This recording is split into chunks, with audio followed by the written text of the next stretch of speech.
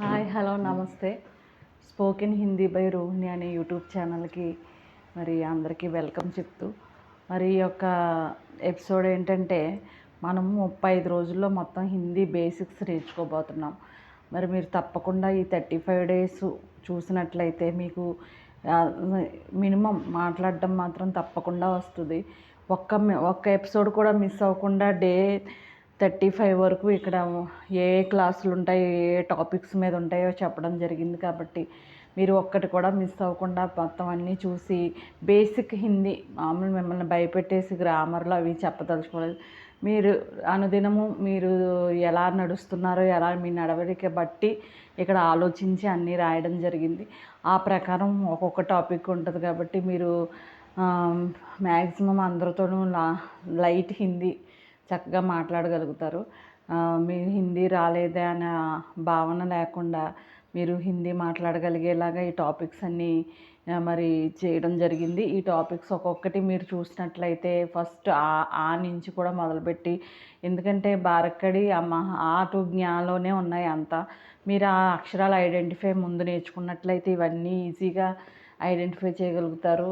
తర్వాత మాట్లాడగలుగుతారు. మెయిన్ రాయడము అవి కాదు, మీకు ముందు నేను మాట్లాడడం మాత్రమే నేర్పాలని డిసైడ్ అయ్యాను. కాబట్టి మీరు అందరి కోరిక మేరకు ఇదిగో ఇప్పుడు మనం చక్కగా ఈ యొక్క టాపిక్స్ ఏంటో చూద్దాం.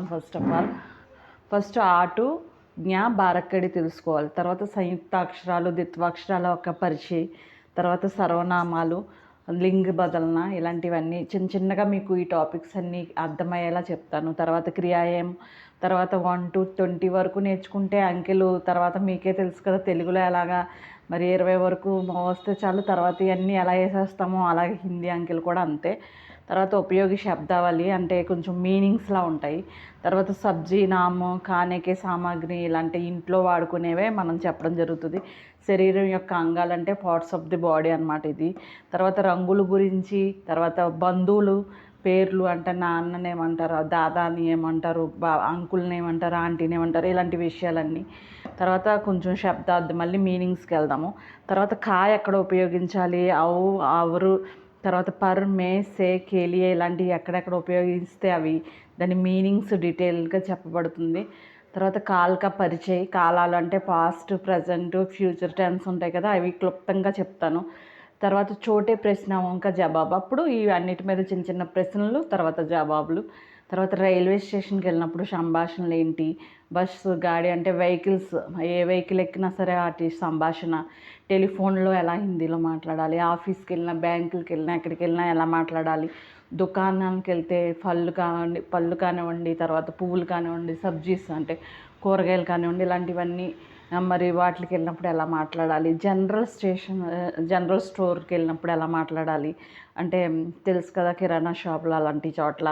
తర్వాత బజార్లో మనం ఏ విధంగా ఖరీదు చేయాలి, ఏదైనా ఖరీదు చేయాలంటే హోటల్లో. మరి ఇవన్నీ మీరు చూసినట్లయితే మన అనుదినం చేసే టాపిక్సే చూసుకోండి. హోటల్లో మనం వెళ్ళినప్పుడు ఎలాగ, అక్కడ ఎవరైనా హిందీ వాళ్ళు ఉంటే భయా అనేసి పిలిచి మనం మాట్లాడతాం కదా, అలా ఎట్లా మాట్లాడాలి. తర్వాత దుకాన్, కపడేకే దుకాన్, ఇప్పుడు రాజస్థాన్ వాళ్ళు గుజరాత్ వాళ్ళు ఎక్కువైపోయారు కదా, దుకాణాల్లో అలాంటి వస్త్రాల దగ్గర ఎలా మాట్లాడాలి, డాక్టర్ దగ్గరికి వెళ్ళినప్పుడు, తర్వాత వ్యక్తిగతంగా ప్రజలతో ఎలా మాట్లాడాలనే టాపిక్ డే 26లో వచ్చి గరిమే బాచిత్, ఇంట్లో ఎలా మాట్లాడుకోవాలి, తర్వాత భోజనాల సమయంలో ఎలాంటి మాటలు ఉంటాయి, సినిమాకి వెళ్ళినప్పుడు, తర్వాత సమైక పరిచయ కాలాలు, ఇది ఆదివారమా లేకపోతే సోమవారమా, జనవరి నెల, ఇలాంటి కాలాలు సమయాల గురించి మాట్లాడడం, మౌసం వాతావరణం గురించి మాట్లాడుకోవడం, ఎండాకాలం వర్షాకాలం ఇలాంటివన్నీ అనుకుంటాం కదా మన అనుదిన జీవితంలో, వాటి గురించి మాట్లాడినప్పుడు ఎలా మాట్లాడాలి. అధ్యయన ఔర్ విద్య సంబంధించి విషయాలు ఎలా మాట్లాడాలి. పశు పక్షి